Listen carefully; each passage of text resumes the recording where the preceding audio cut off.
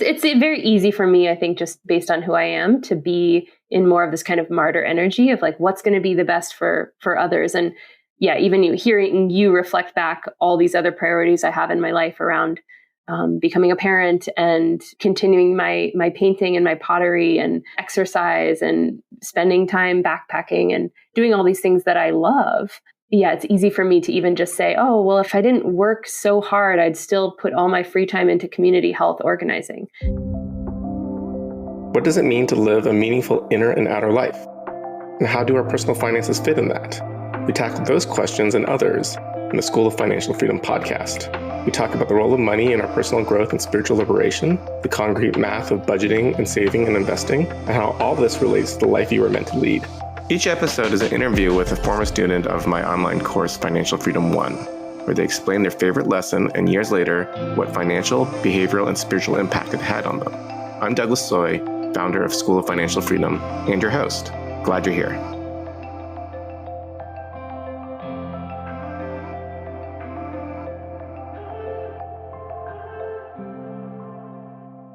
Hi, this is Elle, and this is the School of Financial Freedom podcast. Today, we're going to do lesson 1.3, which is 3 Truths About Money and Mr. Money Mustache. This is the second lesson of the course and begins to introduce some math into the course and talks about the why financial freedom is important. So I love this lesson, and we have Elle, who is going to talk about the lesson and explain it all for us.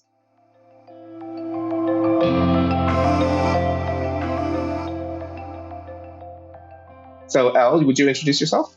Sure. I live in Washington State. I'm a primary care doctor, and I have a lot of values in service and justice, and that's been part of my calling to a healing profession. And I took Financial Freedom 1 in the spring of 2022 at a time when I was really struggling with burnout and figuring out how to go forward as a physician, caring for people from all backgrounds and also protecting myself and my time and my skills. And yeah, a lot has changed for me in just how I view money. I think the biggest thing that I was reflecting on was at the time I took financial freedom, I was really viewing money as bad because of how destructive that capitalism and wealth inequality are in our world. But that also just kind of made me shut down when it came to really thinking about money as a tool and as a strategy and as a way towards justice for myself and others. So yeah, my relationship with money has changed a lot. And I've had actually a couple of different job shifts since I took that course 2 years ago now. And when you were taking the course, you were in residency, right? No, I had finished residency and I was working at a community health center. So it's like a federally funded clinic that serves folks on Medicaid or who are uninsured and on a sliding scale. Gotcha. Because I find it really interesting, Elle. A lot of people think of doctors as making a ton of money and like being rich and living in super nice houses. But your intent when you went to medicine was social justice work, right? Yeah, definitely. I mean, I loved science. I thought the human body was amazing. But what really moved me towards that work was the capacity to show up for vulnerable people in intimate and challenging moments of their lives, and to help people both on an individual level and also on a more kind of community health, public health level, and having a particular calling towards being with and caring for those who are systemically marginalized. Well, talk a little bit about your transition of thinking money was evil to where you are now. Yeah, I think I recognize that ultimately my stubbornness around just viewing money as bad was really only hurting myself. I'm in primary care, which is the lowest paid of all the physician specialties, and I'm a woman in medicine who wants to work part-time. And so I already actually, compared to other physicians, I'm at the kind of lower end of income, despite it being certainly higher than many jobs. But I also ended residency with $180,000 of medical school debt, which is actually not even that much compared to some of my colleagues. So just trying to recalibrate some of those calculations and recognize that me saying no to earning a fair wage really was only hurting myself and not changing anything systemically.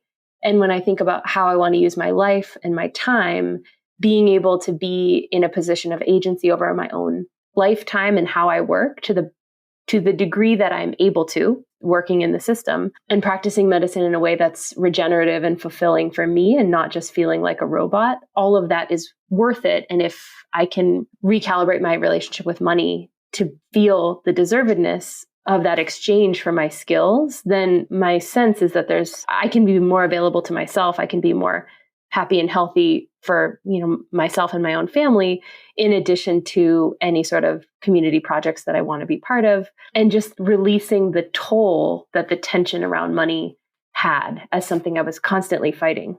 I mean, we haven't even gotten to the lesson yet, but what immediately comes to mind now is the lesson just before this lesson is about money scripts, right? Like the inherited beliefs that we have about money that we carry with us that affect almost everything we do around spending or earning.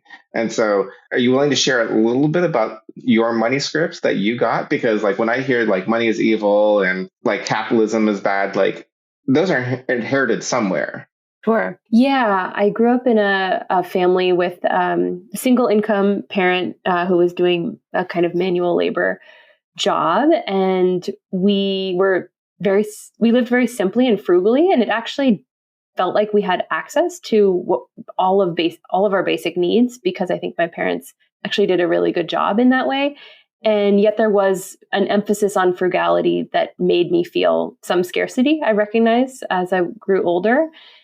And I think the inherited beliefs are just as I kind of woke up to the reality of capitalism and oppression on a more systemic level through college and through medical school and through my residency program, which had a strong kind of justice and anti-oppressive lens. It just felt, it felt sad to me that this is the main way that we exchange goods and skills in our society. And I suppose there was a degree of idealism around what could it be in another way, where there's communities working together interdependently and really living in more balance with each other and the earth. And then just seeing how many of my patients were suffering profoundly with basic needs being met, and therefore also feeling the guilt or shame of my own access to money, even at the lower end of the spectrum for a physician.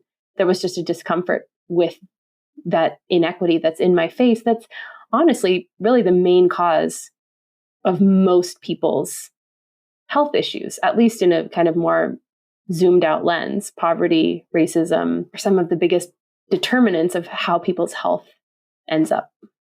Yeah, it's interesting because, when you started off, the comparison you made was to other doctors, right? Where you were on the low end. But then compared to your patients, you're in a completely different, like, income bracket. Like you're in a world away from them. So It's interesting to be straddling the two of those different populations there. Yeah, absolutely. Well, I mean, so much that you've mentioned already is about the lesson. So let's go into the lesson, which is about 3 truths of money and Mr. Money Mustache. And then we'll go into Vicki Robbins' 4 freedoms, which is so connected to everything you're talking about. So can you explain the lesson? Sure. So I just recently, in preparation for this interview, rewatched that video from Mr. Money Mustache. And so I can give a little summary of that. Maybe you can clarify how it breaks out into the 3. But essentially, he's talking about that, or makes the kind of humorous remark that I guess is true, that everyone sucks at money. And that is based on the idea that when people spend money that doesn't make them happier, that's money that's wasted. And that the data shows that what most people spend their money on mostly actually doesn't make them happy.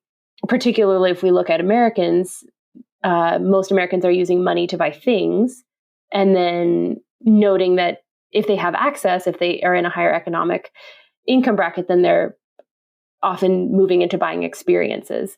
But this can be argued that this only buys temporary happiness as well. And as you pointed out, the Buddhists would say that you're just buying sensations and kind of chasing sense pleasure experience and following down that path.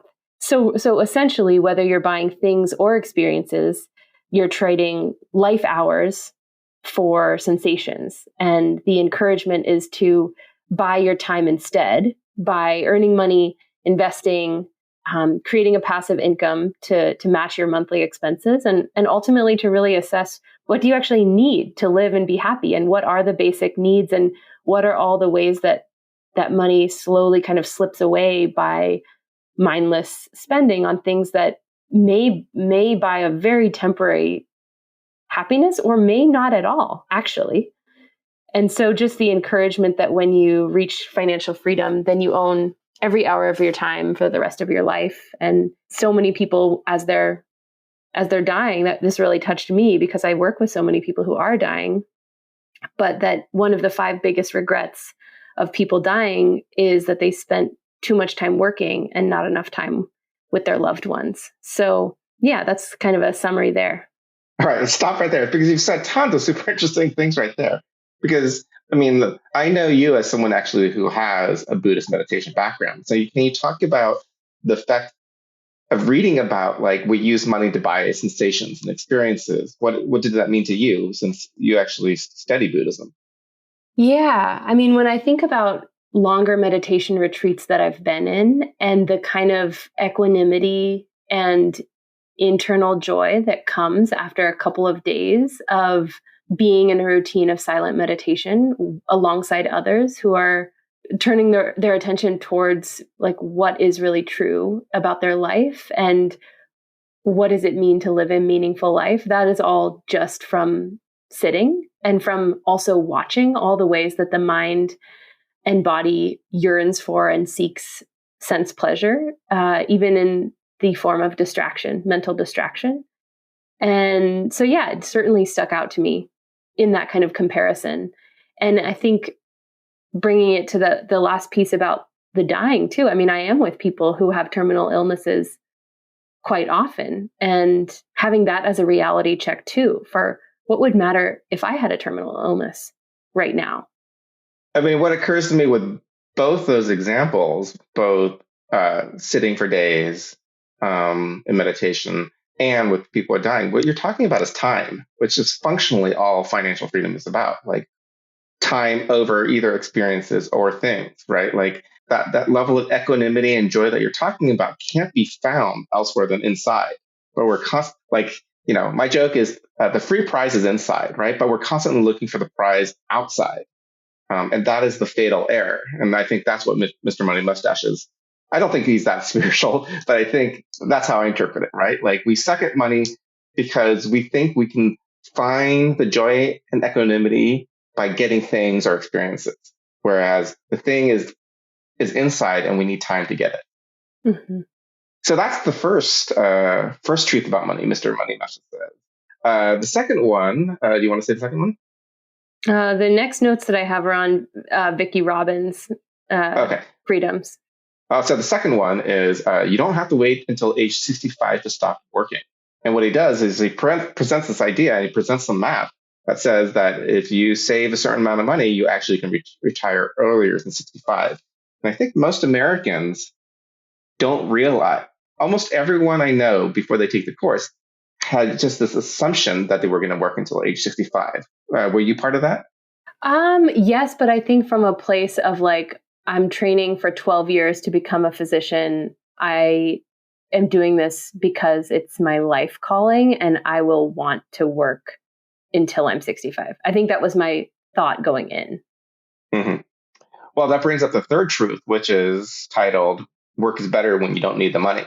And I mean, his point is that, I mean, this goes to another Eastern philosophical term that like, a lot of people say, there's a final excuse, but Douglas, I like my job. But the truth is you'll like your job a lot more if you have the freedom to dictate how you do it. So this goes into the Vicki Robbins 4 freedoms. So you want to talk about Vicki Robbins 4 freedoms? Yeah, sure. So I will state the 4 freedoms and then we can talk more about the details. So the first being the freedom to do the kind of work you choose, whether or not you have the credentials and whether or not you get paid for it. Number 2, the freedom to speak the truth and never bend your principles for the sake of job security. Number 3, the freedom to structure your time in a way that best works for you. And number 4, the freedom to continue using the skills you already have and are comfortable with, or to push yourself to learn new ones. So I'm curious. I mean, those four freedoms.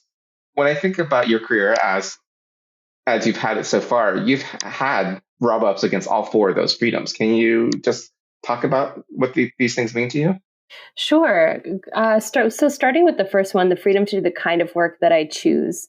So within primary care, I have a particular interest in really all of the kind of lifestyle, mind, body, nutrition, gut microbiome approaches to health, alongside the amazing science of pharmaceutical and medications. But I find it so much more satisfying to really work with people to bring their life into balance, before just immediately band-aiding a symptom that they're having with a medication. And that just takes time. It takes more time to really listen to my patients about their life and their sleep and their nutrition and their relationships and their emotional well-being, their community participation.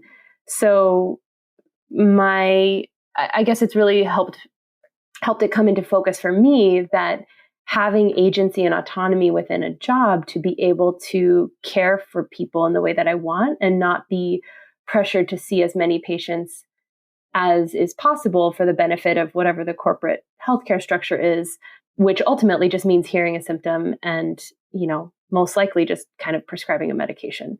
And that's just not that satisfying to me, nor do I think it's in the highest interest of people.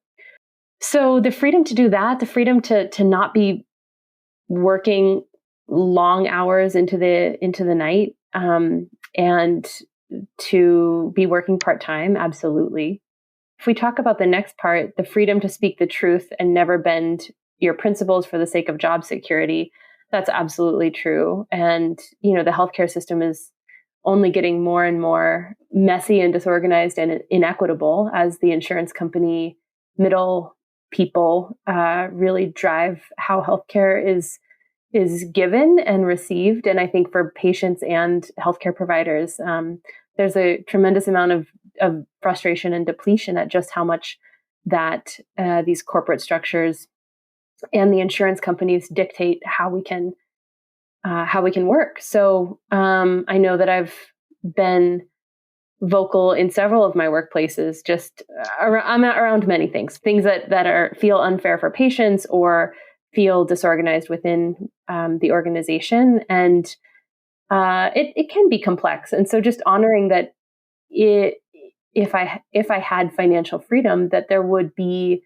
I could just feel very clear that I could live and speak in my integrity. And if a job place really was not meeting those needs anymore, then I would be able to shift away from that. Well, I mean, we've talked about this like on the side for a couple of years. Like when you were at the community health center, like how long were your appointments? They were about 15 minutes, max 20 And minutes. 15, 20 minutes, and you had to have a translator for many of your appointments because they didn't speak English. Correct.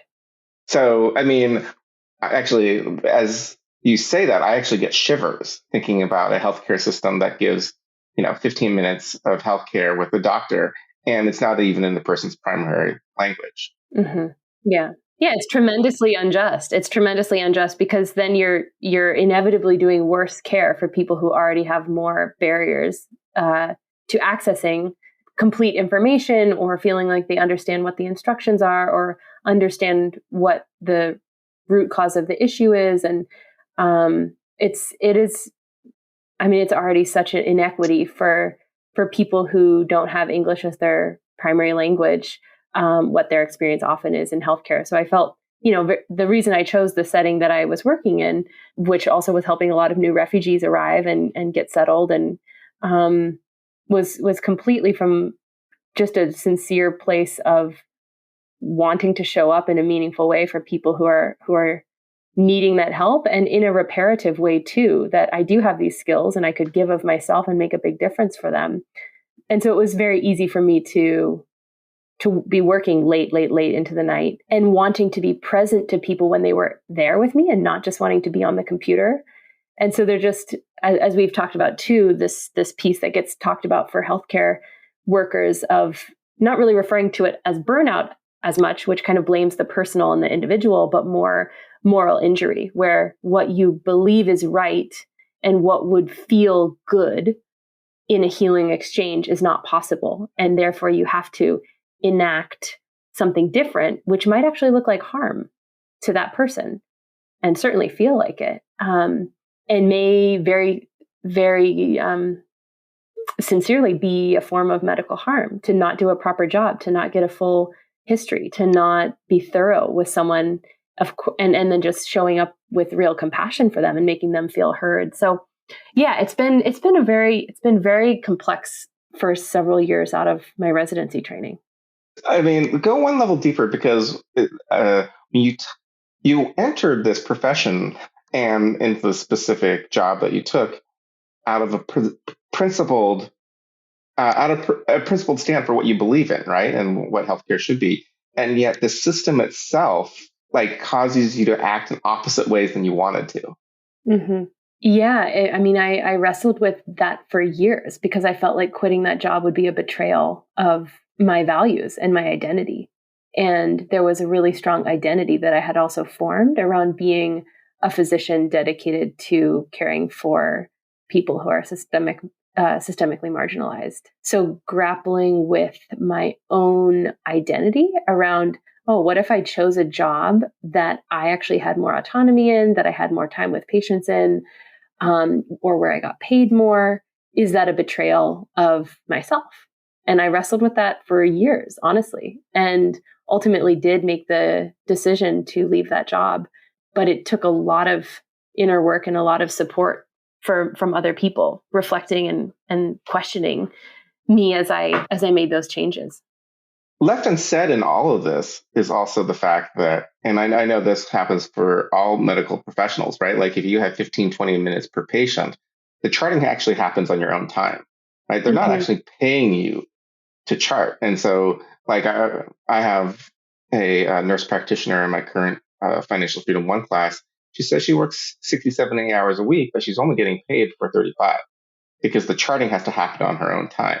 So I feel like that, to me, that adds moral insult to moral injury, right? Like you're trying to do the best you can, but in order to do what you believe, and this happens in the field of education too, right? Like the more you believe in the profession, and profession comes out of the idea to profess something, to believe in something, the more the system will extract from you. Yep, absolutely. And I think the reason why a lot of people go to the doctor, feel like their doctor never looked at them, never really was present to them at all, was because that provider is probably burned out and being given tasked with too many patients, and it's worth it to them to get as much of the charting done real time with that patient as possible, so that it's not eating up 1, 2, 3 hours into their evening. And I mean, there are definitely ways that I have tried to become more efficient and use more templates and just not write as much and just have the kind of bare medical legal minimum, and have my presence and my guidance and my education with the patient really be the substance of our visit, and then do what is needed for the communication and the documentation and the medical legal part of the medical chart. But it's a balance, and I'm like finding my own comfort in where I find that balance. And oftentimes what I do is actually just turn the computer towards the patient, and I type out what their directions are as I'm explaining it to them. So they, especially if they're visual learners, they can just see it, and I'm doing that at the same time. I mean, we're kind of getting more into the like healthcare provider strategy here, but just finding ways to do things that try to make my work not redundant into the evening when it's not paid. If you're on a salary, it doesn't matter how long you stay later charting, which is why people are incentivized to not actually be as present to the patient who's asking for help in front of them, and to focus on the documentation instead. What occurs to me is like, the fundamental idea behind this lesson is that it's hard for people to understand the depth of it, but you just simply don't own your own time. And the moral accommodations that you have to make, you would never make if you had full agency over your profession. Let's go to we have 2 more freedoms to address. Yeah. So, go ahead. Sure. So the freedom to structure your time in a way that best works for you and then the freedom to continue using the skills you already have and are comfortable with, or to push yourself to learn new ones. And your reactions to those two? Well, the job that I'm about to take, which I feel pretty good about, does really emphasize physician autonomy. And so I'll have mostly half-hour visits and more flexibility to choose when I take a day off. And sure, it may affect my pay, but there's just a lot. There's a lot that I'm excited about the job that I have upcoming. And it's reminding me how critical that agency and autonomy are for happiness, in a sense of just that you're a mature adult in the world, able to choose what you want. It can feel a bit infantilizing to be a healthcare provider in corporate healthcare, because people are just telling you what you can and can't do, and really limiting the amount of time that you can take off as well. And when I think about freedom to continue using the skills that I already have, I have a lot of visions and dreams around doing kind of community health circles or workshops and bringing in people in a more equitable and group format where people can share things that they've learned around particular health issues and really feel the solidarity and the accountability with other people who they're learning alongside. And where it can be a little bit less hierarchical, and I can be an expert within a circle of other experts in that patients know their own experience. They know what has worked for them. And I do feel excited about that. And I sure don't know, how it might work or not from any sort of financial reimbursement, but that's something that comes to mind in terms of personal satisfaction around building community, supporting people in being healthy, supporting people in knowing they're not alone in their health struggles, and having meaningful experiences together and kind of a collective witnessing of people through their own transformations. And you had a job in between the community health position and your new job where you had some of these freedoms, but you actually had to make some major trade-offs, including money. Yeah. So motivated by actually this course, as well as some physician burnout coaching that I was doing. And I had just finished a 2-year additional fellowship training in nutrition and lifestyle medicine. And I felt like, okay, this is my time for me to try out my dream and become a kind of holistic trained MD. And I set up an independent professional LLC and did all of this business starting work to create my own doctor business, and then contracted with a clinic and was seeing patients for an hour to 90 minutes and really spending the time with them. And I felt like in many ways I was doing medicine that I believed in, and I did have the agency over my own time, but billing insurance for that kind of care was pretty disappointing. I lost a lot of money actually doing that. Well, relatively. I made a little bit of money, but for what I put into it. And then when I calculated out based on what I learned in FF1, what is the actual hour that I'm getting back per hour, or, how much am I actually getting paid per hour when I really look at the time I'm putting in? And it was like $11 per hour. So I tried to hold out and just think, maybe this is just the start of a business. But there was other kind of complexities that I won't get into here, where it wasn't the right fit for me with that particular clinic. And I ended up serving a much higher economic group of people with a lot of high expectations, almost as if I was like a concierge type of physician, when I was really just billing their insurance and getting, a little bit of money back. And they were expecting that I was kind of this private practice type of physician who was able to be in constant communication and support of them. And that wasn't me. It wasn't aligned. I thought it was going to be aligned, and it just how it turned out. It wasn't as fulfilling as I hoped. And the financial piece was pretty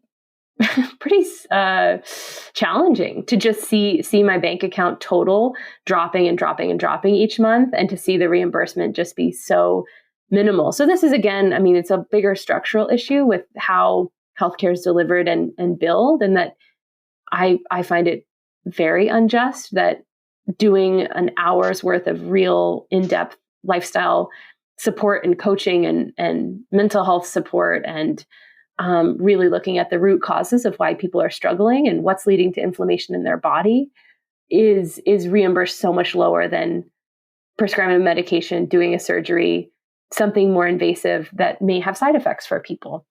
So it's kind of an illumination of the larger healthcare system. And then I also have been doing what's called per diem work. So I'm working at a bigger system, actually, in order to stay financially afloat at all, doing primary care work on a more temporary basis. And I'm really missing those long-term relationships with patients, which is one of the biggest reasons I came into this field. So job that I'm going to have is upcoming is actually a physician-owned practice, which is quite rare these days, but it's large and it's been stably around for a few decades. And because of that, they're able to accept a lot of insurances. So I feel I can still stay aligned with my value around access for as many people as possible, even though it's true that I won't be working with people who are all on the lower end of the economic spectrum. It's a bit more of a diverse economic patient population, but I will be able to take my time and have a lot more agency over my life and my schedule. And I do have a lot of hopefulness around how that will translate into my own health and happiness and my capacity and energy to continue to be involved in community work and justice movements as well.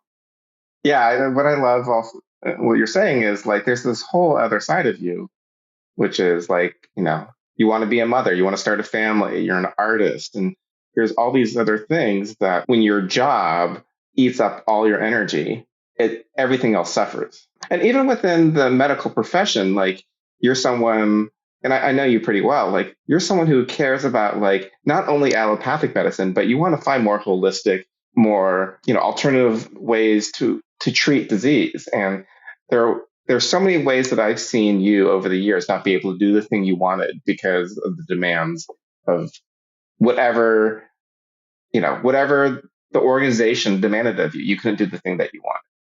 Mm-hmm. Yeah, completely. And it's very easy for me, I think, just based on who I am, to be in more of this kind of martyr energy of like, what's going to be the best for others. And yeah, even hearing you reflect back all these other priorities I have in my life around becoming a parent and continuing my painting and my pottery and exercise and spending time backpacking and doing all these things that I love. Yeah, it's easy for me to even just say, oh, well, if I didn't work so hard, I'd still put all my free time into community health organizing. So I'm just in a slow negotiation around remembering that I can make space for some of the personal priorities I have around my own life and family too. Yeah. And again, like the whole thing, all of this like financial freedom thing is literally about time and spaciousness, and your art practice and, your desire to have a family and your desire to actually do the things that you love in the world, like backpack. It all requires time. Mm-hmm. It's interesting talking about your principles and your idealism and your justice focus. I once read a study that med students, their view of what they want to do with their medical practice is much different than when they leave the med school and they become doctors. And 10 years later, when they're interviewed, their focus is mostly about money. There's something that happens between med students and doctors that feels, for lack of a better word, corrupting. Mm-hmm. Yeah. I mean, I think part of it is the financial structure actually that exists in this country. Like, I don't know if you asked a medical student and then later a 10 years in doctor in Sweden or some place where so many countries that pay for medical education, understanding that it's an investment in the collective and in the community. I think the exorbitant debt that people go into is quite stressful and is a driving force for negotiating how do I get it back and how do I get what I deserve from how much I had to put into this, I think is one thought for how people choose and then reflect on their priorities. And I think also the system is pretty brutal in medical training, in medical school. through clinical rotations can be up to 60, 70, 80 hours a week. In residency training, absolutely, often at 80. And if you're in surgery fields, often more like 100, although it is illegal, but it is still absolutely happening that the 80-hour work week is gone over all the time. So I think people just are so depleted after years of working 80-hour weeks and being evaluated every day of that, and at times kind of demoralized. So then when they get to be an attending, they're that kind of like heart of why they chose this calling and the regenerative life force energy that happens when you're in a beautiful healing exchange with someone, or you're really supporting them and their life changes because of your impact on it. I think people get lost from that, and they're not able to access that anymore because of how the training has kind of reduced them to more of a machine. I mean, I asked you to do this lesson because of everything you're talking about, which goes directly to Mr. Money Mustache and Vicky Robin. I mean, so far it's been sort of a downer, everything we've been talking about. But there's something really positive about your financial situation. Like, you had medical school debt, and you've paid off a remarkable amount of it, right? Mm-hmm. Yeah, I graduated with 180, and I have about $100,000 left. And I actually haven't paid anything into it for a while because we've been focused on home buying and saving for a down payment. So I've been deprioritizing the debt a little bit. But yeah, I mean, I live very, very simply. And I recently calculated my savings rate, and it's between 63 to 72% each month of how much that's coming in. Now that I have this per diem job that I'm doing right now, and hopefully it'll be pretty similar with this next job, but I really don't spend that much money. And the things that I like to do don't require that much money, which are art and singing and dancing and spending time outside, being with my friends, cooking really good food. Yeah, it's very trained into me, but it also feels just kind of true that the things that I most want don't cost that much. And so I do have a good income, and I am able to save a lot of money. And I think because of that, I guess to switch this onto a more positive track as well, if I really think about what I can do right now and where my values have been clarified through this course, and through the navigation I've done about my own life in the 2 years since, I think about really working in a way that protects my own health and sanity as a priority, being seen and valued for my skills, and then absolutely just having time and thinking about the preciousness of time, particularly illuminated by having patients or friends with terminal illnesses. So just wanting to live well in all the days that I do have. And I absolutely can understand more somatically than I used to be able to what being financially free, how being financially free ties into that bigger freedom of how to wake up and live each day. That's beautiful. I mean, what was your savings rate again? Between 63 and 72% over the last couple months. That's unbelievable. I mean, so this goes back to the Mr. Mustache's idea that, people will work to 65. Like, I think most doctors, because the tremendous amount of training they've done and their high capacity to earn income, think that they're going to work their entire lives. I know I have friends whose parents were doctors, and they literally worked until they died. And they got a tons of meaning out of the medical profession. But I think part of it also is doctors, and we know this in the financial industry, doctors are financially notorious for being bad at money. Doctors are the number one victims of financial fraud because they make tons of money and they don't pay attention to their money. And so you are a super interesting and special example of a doctor who's paying attention to her money. Mm-hmm. And I think, again, the benefit is if a doctor is making $500,000 a year and spending $500,000 a year, they literally will never retire. I mean, there's all sorts of environmental and labor problems with spending that much money, mm-hmm. and justice problems. But aside from that, the idea that if you're at 60 or 70% savings rate, you will at some point, and I don't know, have you done a calculation? Yeah, I don't have the information Yeah. on me right now, but yeah, I have. Like you at some point will be able to not only do all the things that you want to do, like the singing, the dancing, the art, but you're also going to be able to practice medicine in the way that you want.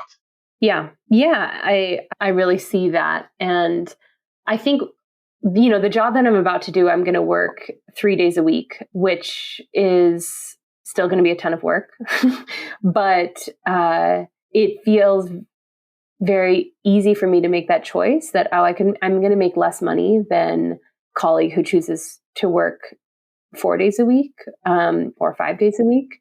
But for me to be able to work 3 full clinic days and then have 4 days where I don't have to show up to work. And of course, with primary care, you end up doing some charting and things on days that you're not in clinic. But there are so many other things that I want to do, and I don't want to wait until financial freedom to enjoy those. I mean, while I'm young, and especially imagining having a child in the next couple of years, I want to be healthy for myself and also have time to be present to a child. So it helps me also not just try to get to financial freedom as soon as possible, but think about, okay, I trust I'm on my way to financial freedom.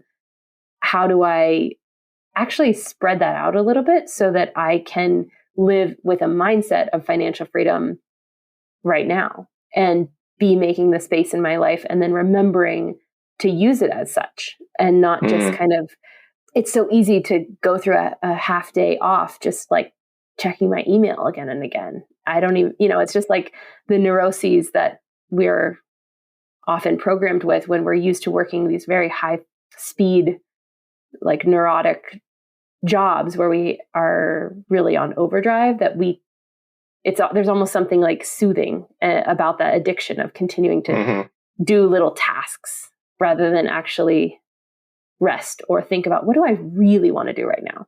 What does my body or my mind really want right now?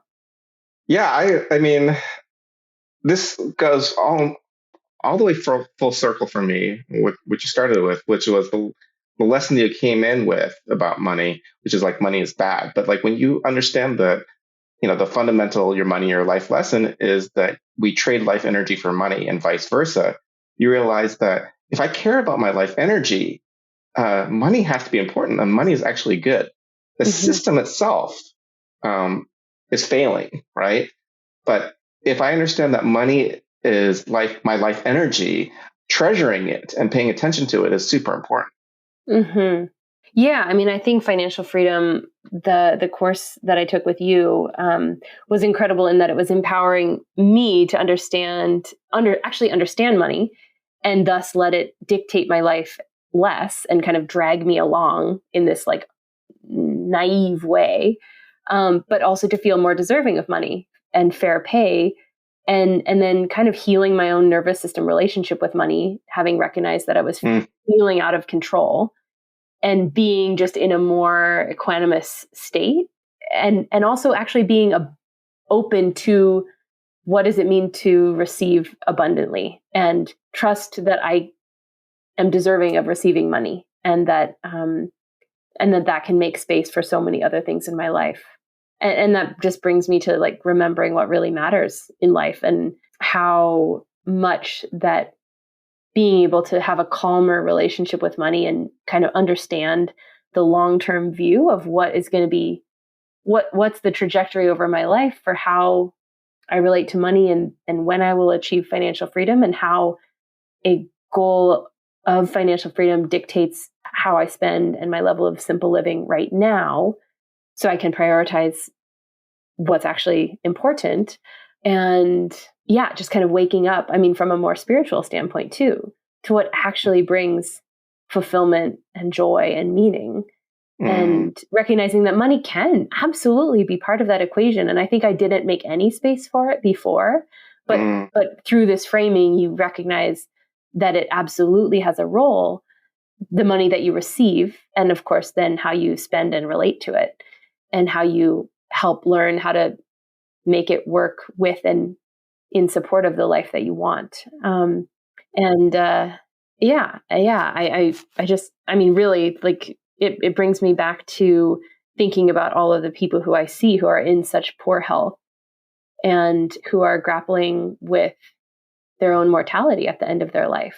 And some young people too, my age.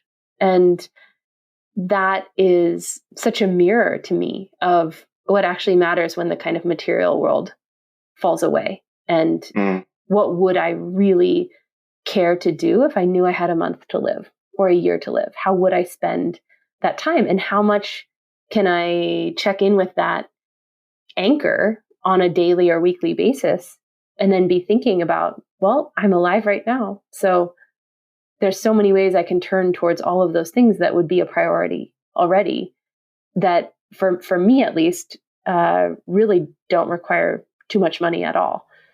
There's something you said really caught me, which is your nervous system's relationship to money. And that goes to what you were saying before about like mindfulness, right? Like it's really about consciousness and like developing a relationship with money. And I feel like in the last 2 years, your relationship and your consciousness around money has really widened.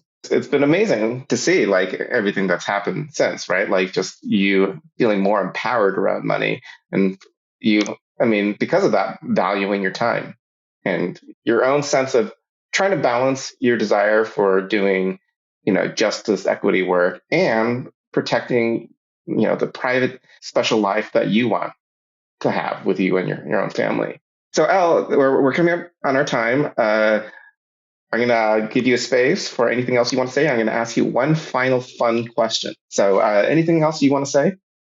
I guess one gratitude I would want to give the course that just was a thread throughout and is also a thread in your newsletter that you send out is just the really brutal and honest look at how driven that we are by consumerism. And I feel like I can just spot it more. I can spot it in my own mind when I have that grasping thought or how easy it would be to make a quick additional purchase or to look at the advertisements of how things are given to us. And just to recognize how intelligent that marketing is right now to make us think that we need more.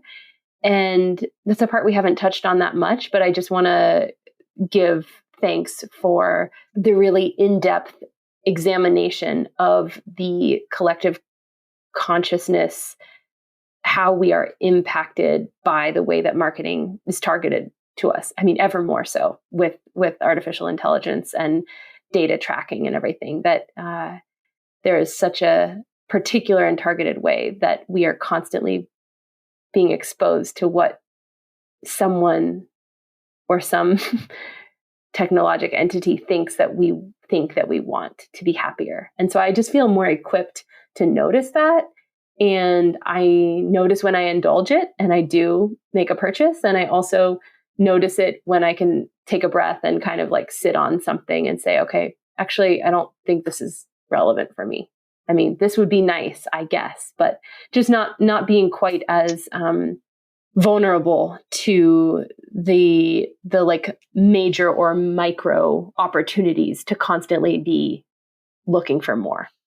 Yeah, thank you. I mean, I think the desire for more is something that is ingrained within us, and we have to pay attention to it. But they're literally the smartest minds. There is a tremendous amount of human talent focused on trying to get us to buy more things. That's just the system. Mm-hmm. All right, Elle, one final fun question is, what is an analogy in medicine that you would give for personal finance, or an analogy you would give for personal finance for medicine? Well, something I think about in an integrative medicine approach is really going upstream towards the root cause. And so really having a systems level thinking, whether you're just talking about one specific human body or all of us existing in the collective. For example, when we trace upstream the inflammation that led to cancer, what combination of genetics, environmental toxicity exposures, nutrition or gut microbiome stress all kind of happened together to increase the risk for that cancer to manifest. Or, diabetes has often the same kind of inflammatory upstream markers. And when I think about personal finance, and I think about what does it look like to be in right relationship with money and life and time, being able to go upstream within yourself to examine, okay, what are the financial scripts that I have that are leading me to behave in this way? What are the traumas or the fears that I have that are causing me to either just kind of not look at my money at all or to mindlessly consume? How do I, on a more spiritual and psychological level, really explore and venture upstream to see where the money behaviors come from, and then try to do work psychologically and arming oneself with information, but also just healing whatever that kind of yearning to belong, yearning to be safe, yearning to feel secure, these kind of like heart of why we behave as we do with regard to money. And then really examine if those fears or behaviors or scarcities or relationships with money actually are being healed or transformed through just kind of playing out the unconscious way that most of us are trained or untrained in money. And then ultimately, if we can go back and get to the root and really kind of cut something at the root and then reframe and transform that towards thinking about time and freedom, then I do imagine that the ripple effect out of that would be quite different and would lead people to live a much more satisfying, wholesome life that's aligned with whatever their values really are for what makes a meaningful life for them, what makes a healthy life for them. So in short, superficial thinking creates superficial answers. Yeah, that's one way to say. You have to get to the root of it to really understand what's happening. Mm-hmm. Well, thank you, Elle. This was super fun to do with you. I'm really grateful that you came on because you talked about some really sensitive stuff about the medical profession and about your beginning career in it. So thank you for appearing. You're so welcome. Thank you, Douglas. This is Douglas Soy. You've been listening to the School of Financial Freedom podcast. Thank you for listening, and stay tuned next week for another episode. Thank you for tuning in to the School of Financial Freedom podcast, where we ask, what does it mean to live a meaningful inner and outer life?